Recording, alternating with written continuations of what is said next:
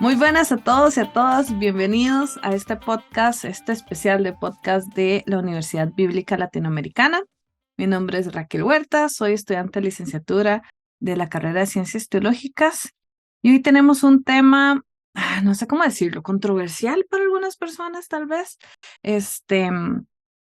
y por eso es que lo decidimos sacar el día de hoy. Hoy estamos celebrando el Día del Orgullo Gay. Y es que hablar de la homosexualidad nos genera conflicto muchas veces. Así que hoy vamos a hablar con una persona que yo considero experta en el tema, por lo menos lo ha trabajado mucho y ya es de la familia del podcast, ¿verdad? Vamos a hablar con el profesor Hansel Zúñiga, quien es máster en ciencias bíblicas, además es profesor de religión, bueno, tiene una experiencia muy grande y es profesor de la universidad, además de ser el director de la Escuela de Ciencias Bíblicas. Profesor Hansel, muchísimas gracias por acompañarnos. ¿Cómo se encuentra? Hola Raquel, buenas tardes y buenas tardes a todos y todas quienes nos están escuchando el día de hoy. Y sí, vamos a conversar en ese tono que siempre nos ha caracterizado, un tono de respeto, de diálogo y de comprensión mutua. Claro, y es que eso les iba a contar. Yo sé que en muchos espacios este tema es muy conflictivo, en otros es tabú, en otros tenemos ya nuestras decisiones y nuestras ideas preconcebidas, y estamos a favor, en contra, etcétera, etcétera. Queremos invitarles al diálogo, queremos que nos dejen sus comentarios, queremos saber, tal vez en sus congregaciones, cómo manejan este tema, pero siempre desde el respeto. Entonces, les vamos a solicitar que esté a favor, esté en contra, opine A, B o C, nos lo haga saber, pero desde el respeto, cualquier comentario que sea insultante, discriminatorio, que contenga vocabularios que no inciten el respeto hacia los demás, lo vamos a borrar inmediatamente. Entonces, bueno, dicho esto, bienvenidos, bienvenidas y vamos a empezar. Y para empezar tenemos que entender de qué es lo que vamos a hablar. Vamos a hablar de la homosexualidad y de la homosexualidad en la Biblia. Entonces, profesor, ¿qué le parece si empezamos definiendo qué es homosexualidad y si la Biblia habla de la homosexualidad? Bueno, esto es un detalle importante porque el concepto y el término homosexual es un concepto que nace en el siglo XVI, siglo XVII. Es un término que se utilizó para designar lo que en aquel momento, siglo XVI, XVII, y luego perduró hasta entrado el siglo XX, era considerado como una patología, es decir, como una condición enfermiza. Por eso es que también muchos grupos de diversidad no les gusta utilizar el término porque nació como una etiqueta de carácter negativo. Sin embargo, hace referencia a la atracción física, emocional, de carácter también, digamos, con una complementariedad en distintos ambientes psicológicos, emocionales, de una pareja de personas del mismo sexo. Obviamente hoy estamos hablando en el día del orgullo, pero esta idea del orgullo no es solamente del orgullo homosexual, del orgullo gay, sino que es el orgullo de todas las diversidades humanas, y eso implicaría en el ámbito de la sexualidad también hablar de la heterosexualidad, de la bisexualidad y de otros aspectos, que son conceptos modernos, otra vez son conceptos porque se refieren a orientaciones sexuales. Y este concepto de orientación sexual es una construcción moderna que podemos entender gracias a la psicología y también a muchos elementos de la biología contemporáneas. Entonces, son conceptos que no existían en la antigüedad. Si partimos de ese hecho que fue el término forjado en el siglo XVI y XVII, y las Biblias evidentemente están siendo escritas antes del siglo XVI y XVII, las traducciones, y esto es un elemento que ya otros profesores como Renato Links y otros han trabajado, son las traducciones que hacen ese esfuerzo o colocan la palabra homosexual ya de por sí, están siendo tendenciosas en esto, porque la palabra no existía en la antigüedad, ni en el hebreo, ni en el griego, sino que se utilizan eufemismos y formas de lenguaje para acercarse al comportamiento homoerótico, que sí, es el término que más voy a usar para no ser anacrónico en mi reflexión. Bueno, profesora, hay dos cositas. La última palabra que usted acaba de decir, anacrónico, para los que no sepan, es utilizar algo de nuestra actualidad en otro momento histórico donde no existía, o sea que hay como un choque. ¿Qué es lo que está pasando casualmente con esta palabra homosexualidad? Y aquí hay algo que tener muy en cuenta, y lo digo muchas veces, especialmente cuando estamos hablando de traducciones, y es que la Biblia no fue escrita en español, y como pues, con la broma que hago mucho aquí, tampoco fue escrita la versión Reina Valera, ¿verdad? Los textos bíblicos se escribieron en diferentes idiomas y luego se traducen a otros, y al final lo que nosotros tenemos es traducción de traducción de traducción.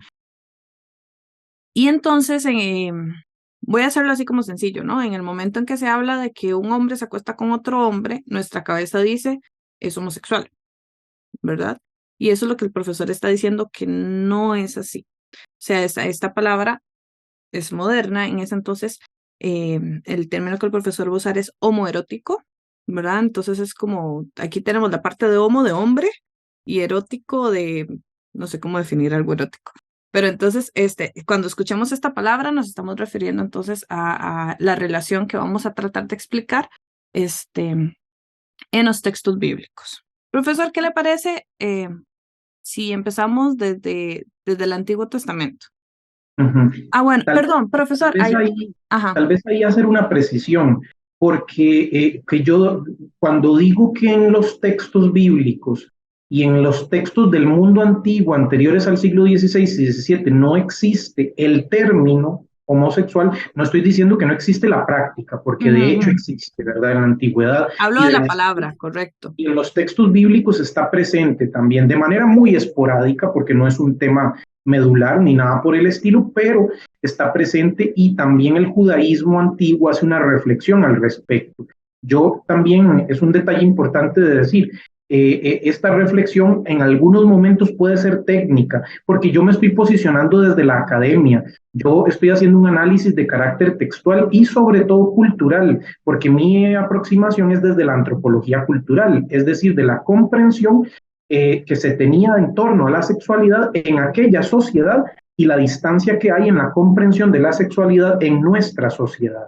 Esa situación donde a veces tomamos el texto como escrito ayer aquí en San José de Costa Rica no es la concepción que nos ayudaría a comprender el mundo. Tenemos el mundo bíblico. Tenemos que descentrarnos de nuestra realidad actual para lograr asumir las concepciones de la antigüedad. Y esto es un trabajo de carácter académico, científico, no es una cuestión simplemente porque se le ocurre a algunos estudiosos y demás, o ideologizada, como muchas personas dicen. Vamos al texto, vamos al hebreo, vamos al griego, vamos a analizar lo que la cultura y los contextos culturales nos dicen gracias a la arqueología y a las demás ciencias auxiliares como la historia y la sociología. Ellas nos van a dar luces para comprender esa ventana que es el texto bíblico, ventana porque nos muestra fragmentos de la realidad antigua, no toda la realidad antigua. Es un esfuerzo que hacemos que nos interesa lograr en la universidad bíblica, esta perspectiva de carácter cultural. Profe, y aquí algo muy importante, y que no sé si lo dije al principio, es que también nos tomamos la tarea de ir o sea, lo que nos motivó a hacerlo de esta forma es que nos tomamos la tarea de ir a hablar con diferentes comunidades religiosas, tanto protestantes como católicas, y preguntarles qué son las dudas que le genera este tema, hablar de homosexualidad y Biblia, ¿verdad? Y muchas de ellas, para mí fue muy interesante. Muchas de ellas no, en realidad yo creo que todas las dudas que surgieron es de cómo las personas que pertenecen a la comunidad LGTBQ se vinculan a estas comunidades espirituales, ¿verdad? Cómo reaccionar a ellas y cómo ellas reaccionar a nosotros. Entonces es muy interesante y por eso nos parece importante poder definir todo este tema desde el texto bíblico, tratando de entender qué es lo que decía el texto bíblico en ese contexto, en el momento en que fue escrito. Uh -huh. Entonces, empecemos. Antiguo Testamento. ay, hay unos textos que cada vez que se habla del tema los sacan y los sacan y los sacan, ¿verdad? Está en películas y todo han salido. Y creo que el primero está en Levítico, si más no me equivoco. Entonces, ¿qué tenemos que tomar en cuenta aquí? ¿Cómo empezamos? Bueno, muy bien. Hay un presupuesto que voy a colocar como presupuesto inicial.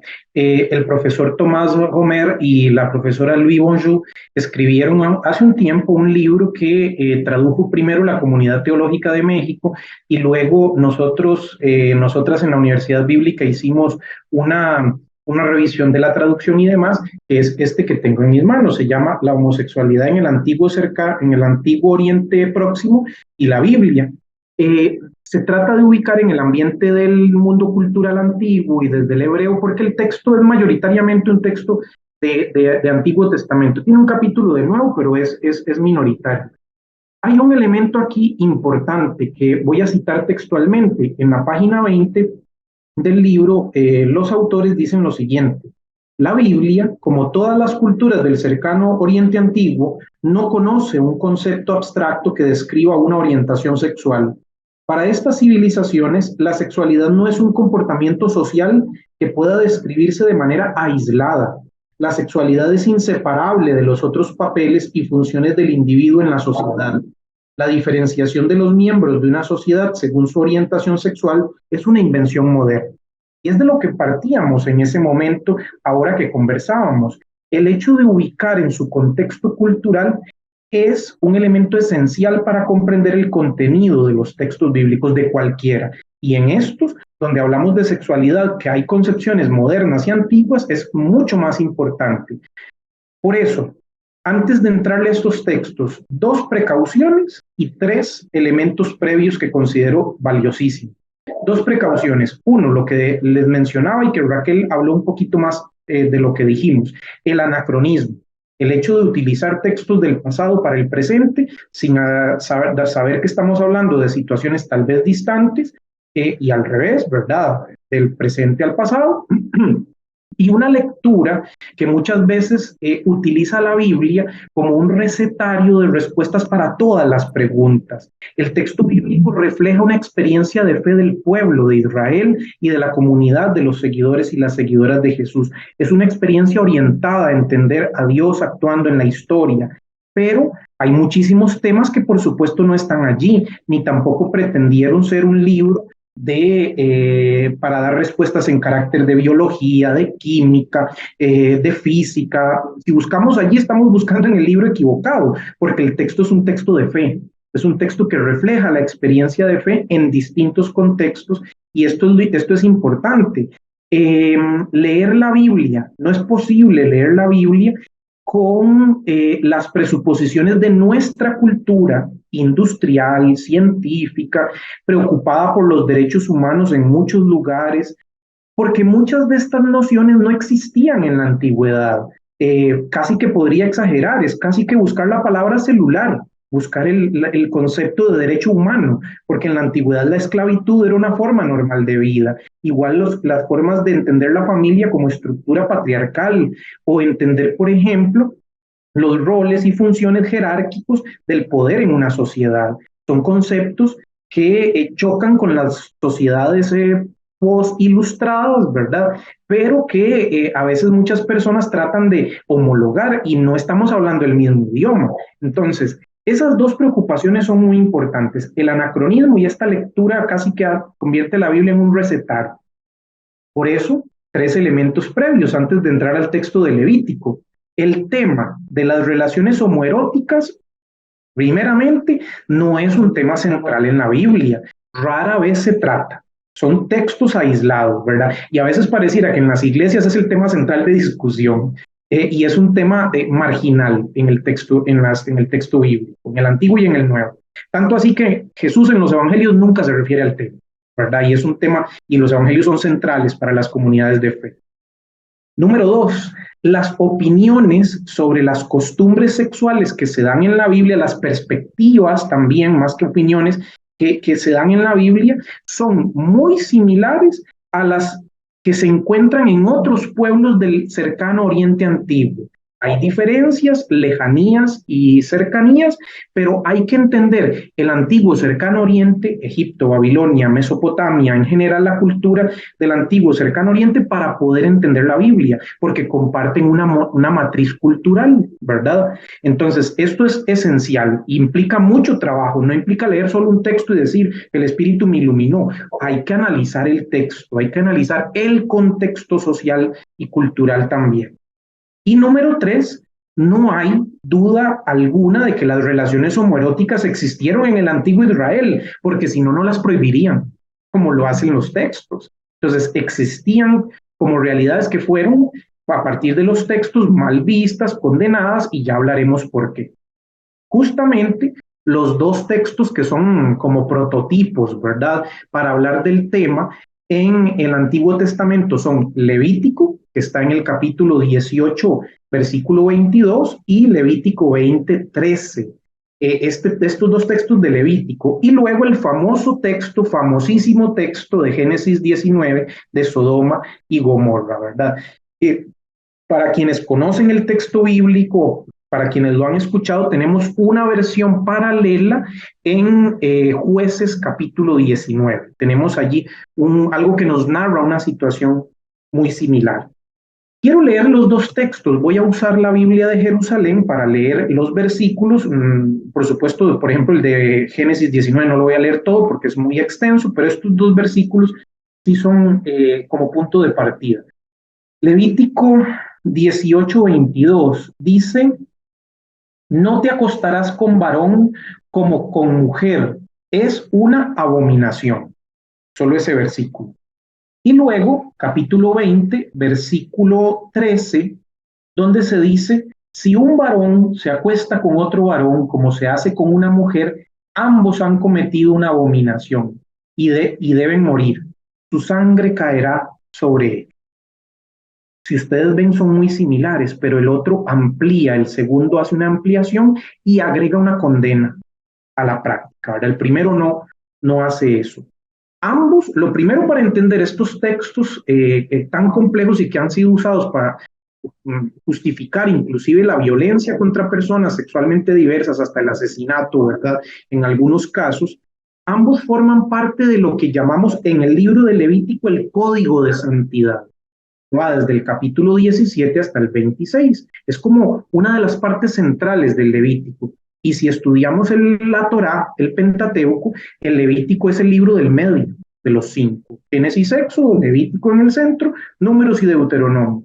El hecho de que esté en el centro hace que los códigos legales en la lectura judía del texto sean los códigos centrales, las leyes para poder acercarse a esa santidad de sed santos como yo, el Señor tu Dios, soy santo, ¿verdad? Está dentro de este código de santidad. Estos textos luego mencionaremos por qué, pero la mayoría de estudiosos los ubican en la época del exilio en Babilonia y posterior al exilio en Babilonia, en lo que llamamos la época persa, más o menos el siglo V antes de Cristo. Y tratan de completar algunos elementos de carácter ético, este código de santidad que están en el Pentateuco, ¿verdad? Porque en el Pentateuco hay leyes de carácter social, de carácter económico, de carácter de todo tipo, ¿verdad? Pero el código de santidad se centra en textos de carácter ético, en dimensiones de carácter ética. Y esto es algo que nos debe llamar la atención, ¿verdad? ¿Qué tienen que ver los comportamientos sexuales que están aquí mencionados con prácticas de carácter o con leyes económicas y sociales? Porque si uno lee corrido el capítulo 18, 19 y 20, hay prohibiciones de carácter alimenticio, de carácter económico, de carácter social, e intercalado están cosas de temas de sexualidad. Pareciera que hicieron, perdón la expresión, pero creo que se entiende en toda América Latina, un arroz con mango, ¿verdad? De temas allí mezclados, que para nosotros hoy uno no tiene que ver con lo otro, pero para ellos sí, porque para los antiguos, como decíamos desde el texto de Romer y Bonjour, todo en la antigüedad era relacionado. La práctica de la sexualidad era comprendida como una forma de reflejar la estructura de dominación social.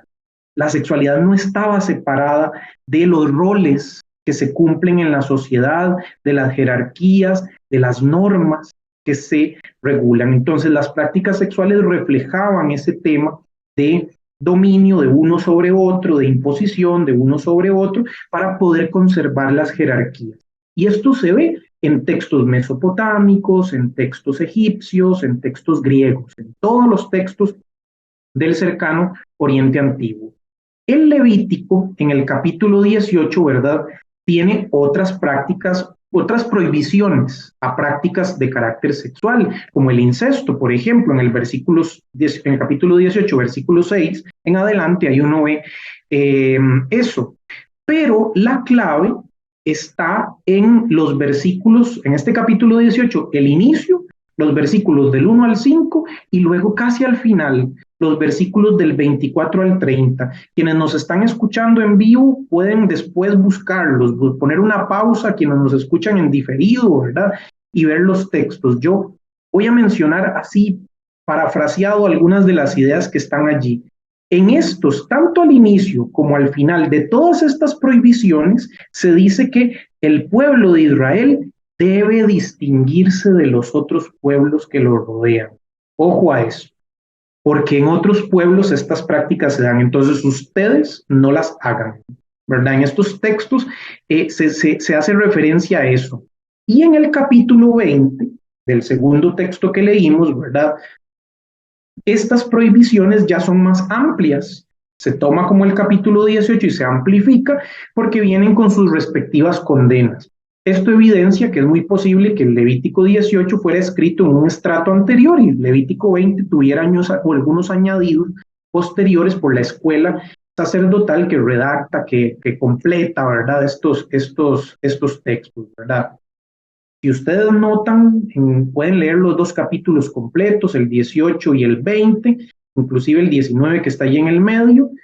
Son reglas que son dirigidas para el varón libre, porque quienes leen en la sinagoga, quienes van a leer estas normas y hacia quienes va dirigidas, es un texto de carácter de hombres, escrito para hombres, ¿verdad? Y esto es un elemento que las lecturas posteriores, las hermenéuticas contextuales y feministas han destacado, porque es un texto de carácter patriarcal, eso uno no lo puede ocultar, ¿verdad? Hay un elemento del patriarca de la casa que tiene una situación de control, de dominio general sobre su familia y a las cuales él cría y controla, ¿verdad? En estos casos. Es más, me gustaría decir una cosa y ya te doy la palabra.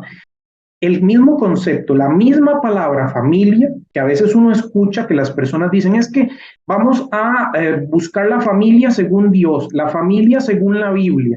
El concepto familia viene del latín famulus, que significa esclavo, porque en la antigüedad la familia eran los bienes del pater familias, del señor de la casa, y dentro de ellos estaba su esposa, sus hijos, sus esclavos y sus animales. Así de feo, pero esos eran su familia, porque la familia son sus posesiones. Esta idea de complementariedad, de amor mutuo y de equidad es una idea muy moderna. Este romanticismo es muy moderno. En la antigüedad esto no era visto así, sino que era un reflejo de las estructuras sociales. Profesor, ahí nada más quería hacer una nota como para destacar algo, para hacer obvio algo, ¿verdad? Y es que usted dijo que estas reglas eran para varones libres, o sea, para el patriarca de la familia, y que es libre. ¿Por qué? Y ya usted ahorita lo mencionó, porque había esclavitud. Entonces esto no es para varones esclavos, ¿verdad? Sino que estamos, o sea, aquí hay una jerarquía muy importante para entender. Y ya que usted habló un poquitito de esto, de la parte de la familia, también, esto también responde por qué no está esta ley para las mujeres, ¿verdad? Una mujer que se acuesta con otra mujer, digamos, El porque texto no lo dice. no, y es que además las mujeres en ese entonces eran propiedad no se consideraban, va a sonar feo, pero no se consideraban como una persona, sino como parte de un botín de algo, ¿verdad? Entonces, es muy importante ubicarnos en ese contexto, en ese momento donde hoy casualmente hablaba de eso, el papel de la mujer era dar un heredero varón, ese era el objetivo. Y si al final no eras capaz de procrear, y la Biblia está llena de esas historias, podía ser desechada, ¿verdad? Y podía ser cambiada porque la idea era quién va a continuar con nuestro linaje de la familia. Ujú. Entonces, acomodarnos en ese contexto para poder entender todo lo que estamos diciendo ahorita. Claro, y justamente la idea de los roles en la sociedad, donde hay un dominador y un dominado, donde hay una jerarquía, ¿verdad? Por el tema de la sociedad patriarcal, por el tema de las otras jerarquías y las formas de entender el poder, la monarquía y demás, se refleja en esta prohibición. La clave de estos dos textos está en comprender la frase, no te acostarás con varón como lo haces con una mujer. Dicho de otro modo, no transgrederás los roles que como hombre debes tener. Ser el dominante, ser el rol activo, ser quien esté en una cuestión de dominación, ¿verdad? Porque si no, tomarás el puesto, el rol de una mujer. Es decir, vas a perder virilidad y te vas a convertir en una mujer y va a cambiarse lo que en el contexto social, esta jerarquía, se veía como establecido. Y en este texto no se está mencionando la homosexualidad femenina, como lo dijiste, ¿verdad? O la práctica homoerótica femenina, porque no atenta contra ese rol fisiológico, ¿verdad? Masculino en una sociedad patriarcal, perdón por decirlo así directamente, pero donde hay un penetrador y una penetrada o un penetrado, ¿verdad? Porque es lo que el texto está aludiendo, ese hecho de no convertirse en mujer, que es lo que el texto está diciendo, no lo harás de esta forma, ¿verdad? Los autores de Levítico designan esta transgresión con una palabra que se usa muchísimo en algunos contextos de iglesia, abominación. Esto es una abominación. El término hebreo es toevá. Toevá es todo aquello que está fuera de la norma social o que no corresponde a las costumbres sociales y religiosas. Tiene que ver con las concepciones de pureza e impureza, porque en aquellas sociedades lo puro es lo que está en su lugar. Decía Bruce Malina, un estudioso del Nuevo Testamento, es lo que ocupa un lugar correcto según la comprensión social y la impureza es lo que está fuera del lugar. Por ende, un ejemplo muy sencillo, lo puro es, o pureza es que haya tierra en un patio, en un jardín, eso es normal, eso está muy bien, pero esa misma tierra en la sala de mi casa, que está recién limpiada, eso es impureza, porque está fuera del lugar. Entonces, la pureza y la impureza depende del lugar donde se posicionen las situaciones, las personas, los objetos, ¿verdad? Entonces, esta idea de toevá, de abominación, es asociar la concepción de normalidad, sobre todo, y esto es un punto importantísimo porque en el Nuevo Testamento se verá, con la teología de la creación que está en el libro del Génesis, donde en el libro del Génesis la sexualidad, más allá de un acto que es producto del amor de la pareja, tiene una función procreadora, y es lo que dijiste ahorita, ¿verdad? En favor del pueblo. La sexualidad está en función de generar nuevos hijos de Israel, de tener más descendencia. Todo lo que esté fuera de esta lógica es condenado. Por eso es que la literatura rabínica va a condenar la masturbación, va a condenar cualquier otra práctica que tenga que ver con el placer y que no funcione con el placer sexual y que no tenga una función procreadora.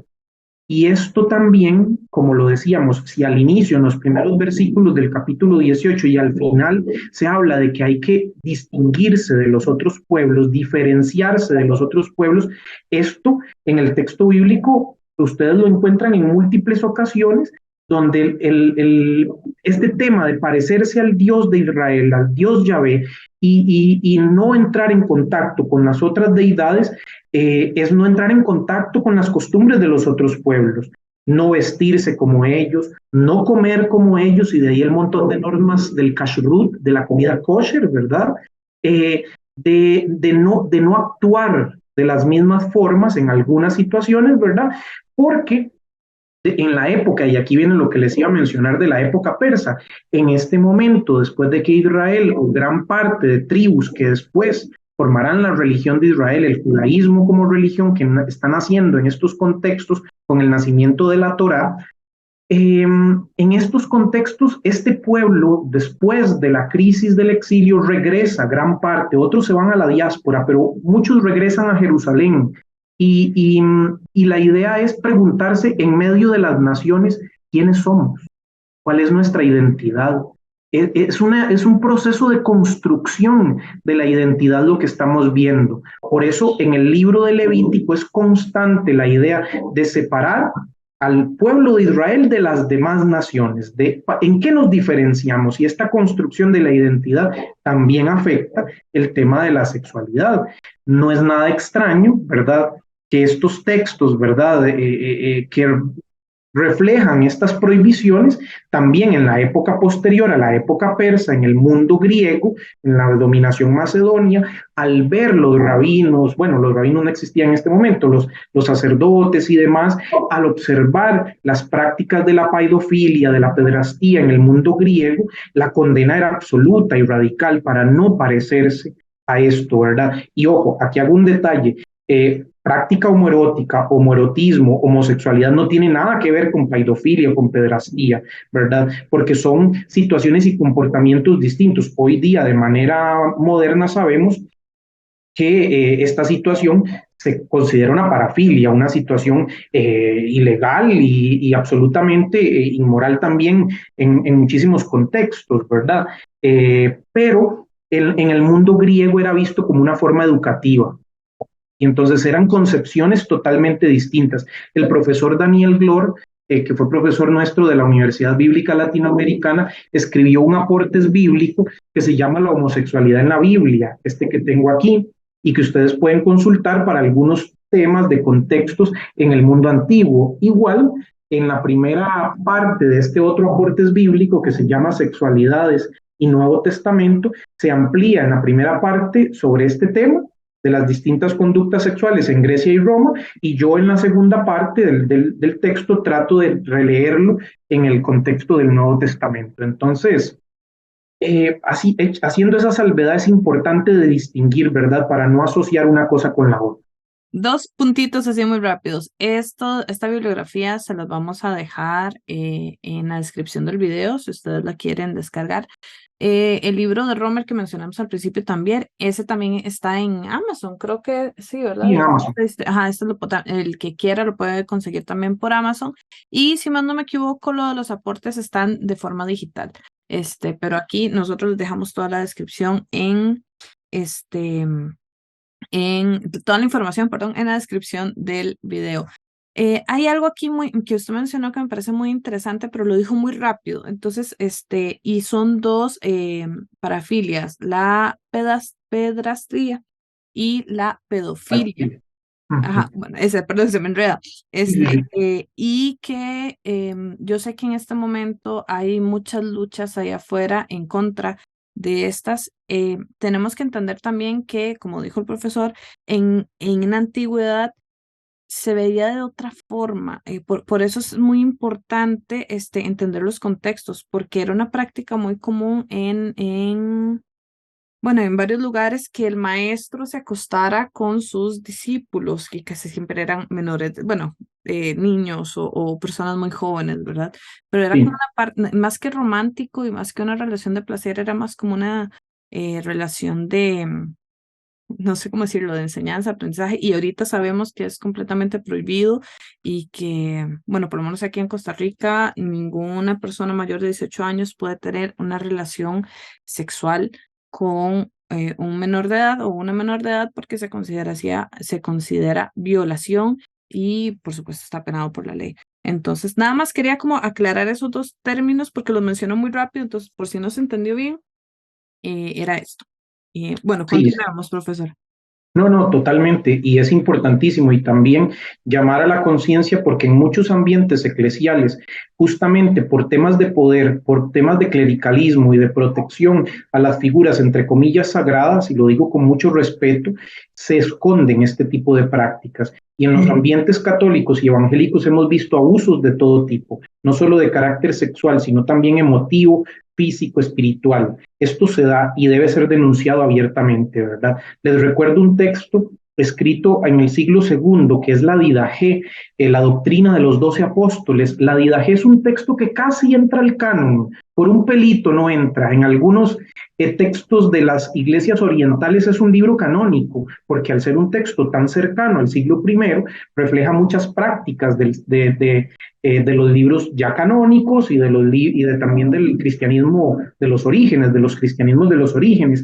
Y una de las normas de la Didaché es no corromperás a ninguna persona débil, pequeña, menor, y utiliza la palabra niño, porque este tipo de abuso y de prácticas podían darse y siguen dándose, pero eso es un elemento central, ¿verdad? Que destacamos y con mucha firmeza, porque es muy importante. Entonces, estos textos de el Levítico, el interés fundamental en el momento en que Israel está definiéndose frente a los demás pueblos, ¿verdad? Ahora la idea con este texto es justamente eso, no imitar las conductas de los otros pueblos. Comprenden que esta conducta es una conducta de una orientación sexual, como si fuera homosexualidad, heterosexualidad, bisexualidad. No, ellos no están comprendiendo eso, no entienden que aquí puede haber una atracción de carácter emocional, afectivo, psicológico, toda esa amplitud que sabemos hoy. No, ellos están condenando la práctica porque lo consideran una forma de idolatría y lo veremos en los textos de Pablo. Hay una concepción de cercanía a otros pueblos y esto, así como se prohíbe el cerdo, también comerlo es una práctica que se acerca a la desviación del único Dios. Entonces, por eso lo asocian, aunque a uno le parezca raro, ¿verdad? El monoteísmo tiene mucho que ver aquí con esto. No hay comprensión de la sexualidad acá en sí misma, sino más bien como una práctica que refleja la cercanía y la lejanía a la santidad del Dios de Israel. Entonces es un elemento que no entiende el concepto de homosexualidad como concepto, como orientación moderna, sino que condena las prácticas que culturalmente nos distancian de la ley, del pueblo de la alianza. Entonces es un tema más de carácter de identidad que de sexualidad, diría yo, aquí en el texto de Levítico.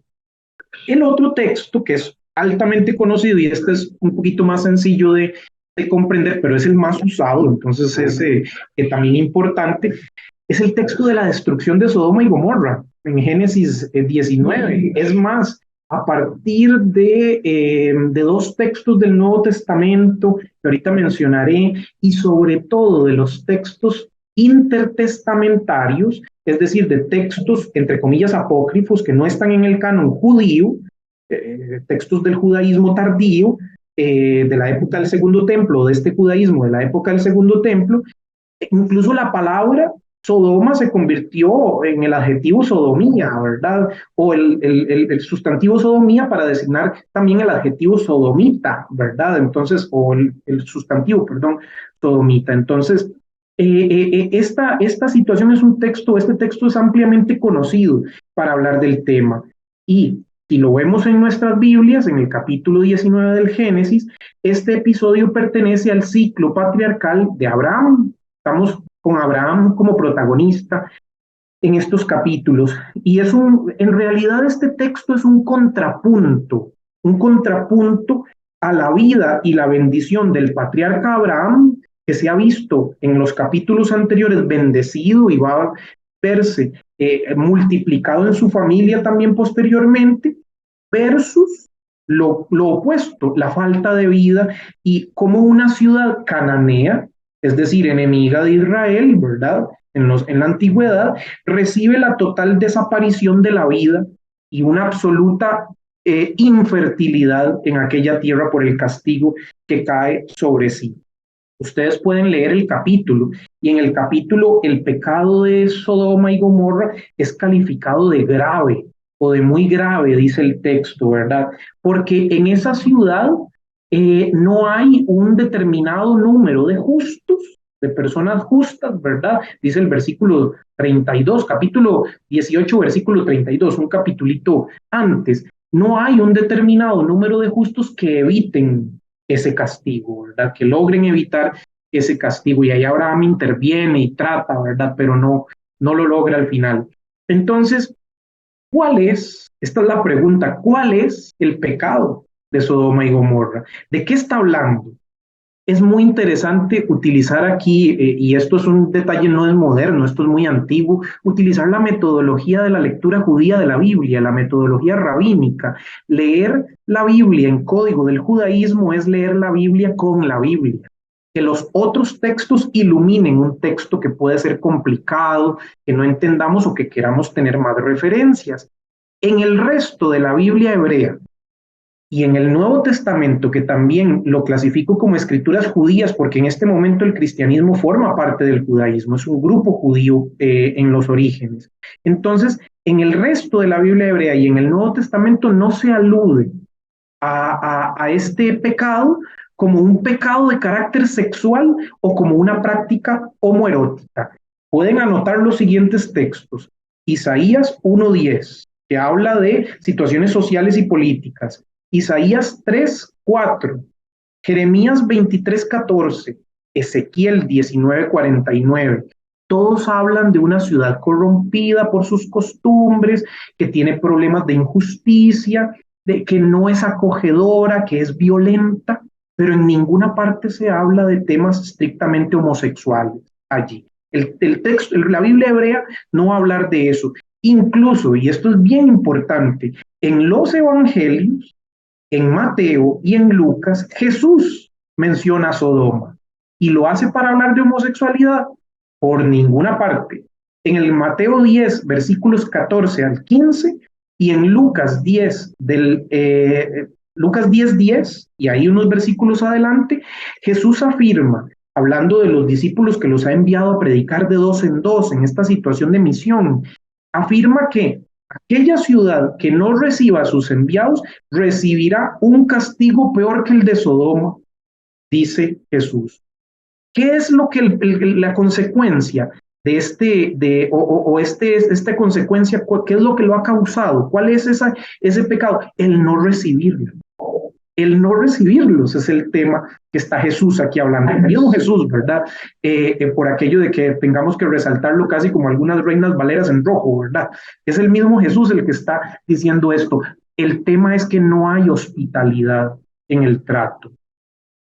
Más adelante en el Nuevo Testamento, en Segunda de Pedro, capítulo 2, y en Judas, en el versículo 7, se refieren a una práctica sexual vergonzosa, pero no habla tampoco más al respecto. Ya estos textos sí empiezan a hablar de algo sexual, ¿verdad? Pero lo más interesante es que refieren, ¿verdad? Son textos, Segunda de Pedro y Judas, escritos en el siglo segundo. Esto ustedes pueden fijarse, quienes nos están escuchando y apenas están entrando en el mundo de la historia de la Biblia, estos son textos tardíos, ya en la época de los últimos que entraron al canon del Nuevo Testamento, ¿verdad? Y que están viéndose muy influidos por la interpretación judía de la época, por la interpretación judía que se encuentra en los textos intertestamentarios. Yo escribí un artículo que también pueden buscar en la revista Vida y Pensamiento, que es sobre Romanos y lo natural y lo antinatural en la revista. Allí hago alusión a varios textos del intertestamento que influyeron en convertir el pecado de Sodoma en un pecado sexual, ¿verdad? Entonces, hay varios textos allí de los jubileos y otros libros que refieren a eso, pero son textos del siglo I antes de Cristo y primero y segundo algunos, unas interpretaciones después de Cristo, ¿verdad? Entonces, son textos que ya empiezan a convertir esto de la no hospitalidad en un tema de carácter sexual, ¿verdad? Porque leen el asalto sobre los ángeles enviados por Abraham, ¿verdad? O que van después de encontrarse con Abraham, como un intento de una violación homosexual. Es muy interesante, sí. Sí, Raquel, profe, perdón. solo quería hacer una pequeña aclaración, porque ese texto a mí siempre me ha llamado, y casualmente cuando alguien me habla de la homosexualidad desde este texto, yo les digo que siempre traten de leer un poco las leyes de Israel, porque una de las leyes es ser hospitalario. Es que si usted ve a un extranjero o ve a otra persona, es casi una obligación abrirle su casa y darle comida y darle para que Totalmente. pase la noche. ¿Por qué? No habían hoteles en ese entonces, no habían carros donde pasar la noche. Entonces, la gente iba caminando de pueblo en pueblo y dependía de la hospitalidad del otro para no dormir a la intemperie. Y esto va a ser muy importante en el texto que usted nos va a contar ahorita de Jueces, ¿verdad? Es algo vital. Entonces, que cuando la persona esté en tránsito, o sea, pasando de pueblo en pueblo, caminando, camina 8 horas con el burrito, si tiene burrito, y toda la carga que compró y lo que sea, entonces ocupa un lugar para pasar la noche. Entonces era ley que si usted veía a alguien en necesidad de hospedaje, le abriera su casa, le diera dónde lavarse los pies, creo que incluso hablan de eso, dónde refrescarse, lavarse los pies y dónde pasar la noche de forma segura para que no lo asalten, para que no lo lastimen. Entonces, si recuerdan el texto ya aquí de Sodoma y Gomorra, estos seres entran, estas personas o ángeles entran y se me olvidó el nombre del sobrino de Abraham, les da hospedaje. Lot, sí, gracias, les da hospedaje. ¿Y qué era lo que tenía que hacer el pueblo? Decirles que bienvenidos, que la pasen bien, pero no, ¿qué quieren hacer? Los quieren violarlos, quieren, o sea, no es un tema aquí de homosexualidad, y yo sé que aquí es donde nos quedamos pegados, pero no es ese tema, es que hay un visitante o dos visitantes que deben ser recibidos, deben ser protegidos, y más bien es el mismo pueblo, las mismas personas en este lugar que quieren hacerles daño. Entonces, por eso es tan importante la homosexualidad, y quiero aclararlo porque tal vez no dominamos tanto esta parte, y por eso llegamos a conclusiones que tal vez no son las más correctas. Y eso es un elemento cultural del contexto que mencionas, porque efectivamente quieren hacerles daño sexualmente.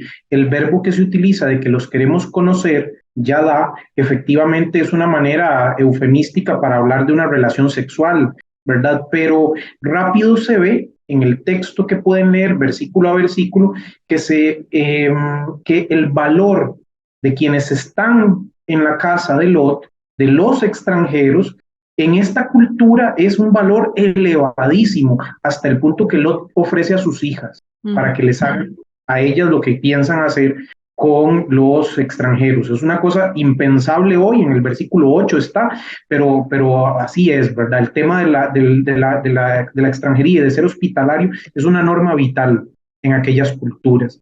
Entonces, el texto no habla de una ciudad homosexual corrompida, porque afuera dice que estaba todo el pueblo, y no creo que todo el pueblo fueran solo hombres, ¿verdad? Para querer violar hombres. Entonces, eso primero. Sino que más bien habla del maltrato y de la sumisión a foráneos, a personas extranjeras que debían ser acogidas con respeto y hospitalidad según las normas de este contexto. Incluso como Lot los protege, quieren someter a Lot y quieren hacerle lo mismo, dicen los versículos 8 y 9, porque es el único que los acoge, ¿verdad? Y así es como consigue su salvación después en el versículo 16, ¿verdad? Uno ve que está allí de fondo. Entonces es ese odio y ese maltrato al extranjero lo que está aquí de fondo. Vean qué interesante, voy a decir algo que espero que dé vueltas. Es el pecado de Sodoma, es la xenofobia, es la aporofobia, diría de la Cortina, porque es el maltrato a los extranjeros pobres, migrantes, hacia quienes se les tiene odio, ¿verdad? El pecado de Sodoma y no la homosexualidad. Queda confirmado sobre todo por Mateo y Lucas, inclusive por un texto deuterocanónico como es el libro de Sabiduría en el capítulo 19, versículo 13, que dice que tienen un odio al extranjero. Dice un texto que está siendo escrito en el siglo I y que está releyendo el tema de Sodoma y Gomorra. Jueces 19, que es el que Raquel mencionaba, yo ahora decía, Jueces 19 es un texto que es paralelo a este, porque muestra el mismo esquema de unos visitantes que llegan y que quieren ser violentados por otras partes, por otras personas en el pueblo, ¿verdad? Es el mismo pecado, pero ahora practicado entre hermanos, entre comillas, entre personas del mismo pueblo, entre tribus, ¿verdad? Que están allí. Un levita de la tribu de Efraín llega a Gibeá con su concubina, que ya de por sí esto es complicado, ¿verdad? Pero recuerden que los conceptos de familia en la antigüedad y la posibilidad de estas formas de sumisión y de maltrato están allí. Tanto así que hasta el día de hoy, y para nadie es un secreto que en las guerras y demás, las violaciones y demás en contra del pueblo dominado es algo común que se da hacia mujeres y hombres. Entonces, por eso el tema de la dominación que se les quiere dar a los extranjeros, no porque sea el tema de la sexualidad, sino porque se les quiere someter y humillar, reducirlos a un objeto de placer, ¿verdad? Entonces, este levita que llega a Gibea con su concubina es recibido por un anciano, pero algunos ciudadanos llegan a la casa, ¿verdad? Para conocer, otra vez ya da, ¿verdad? Conocer al huésped, jueces 19-22.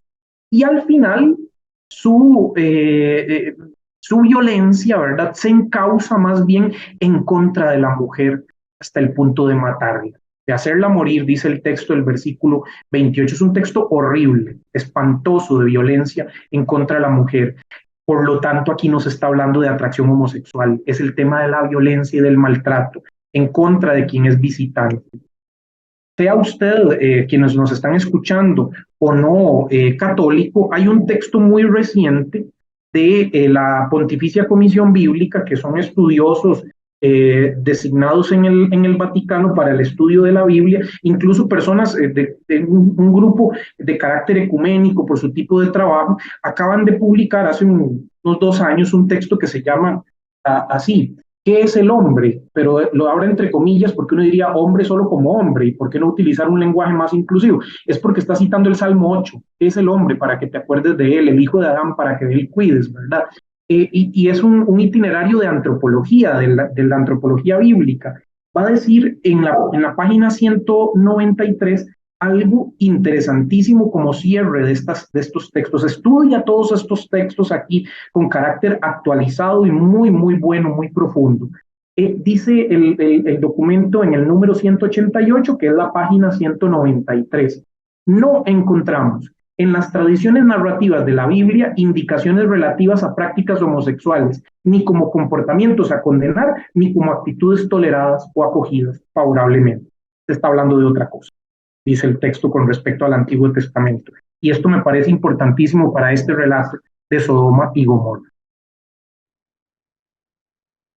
Muchas gracias por acompañarnos. Como este es un tema tan interesante, tan polémico, y queremos trabajarlo a profundidad, decidimos hacer este podcast en 2 partes. Así que acabas de terminar de escuchar la primera parte. Muchísimas gracias. La segunda parte la vamos a anunciar por nuestras redes sociales, para que puedas escuchar lo que continúa siendo este tema de la homosexualidad en la Biblia.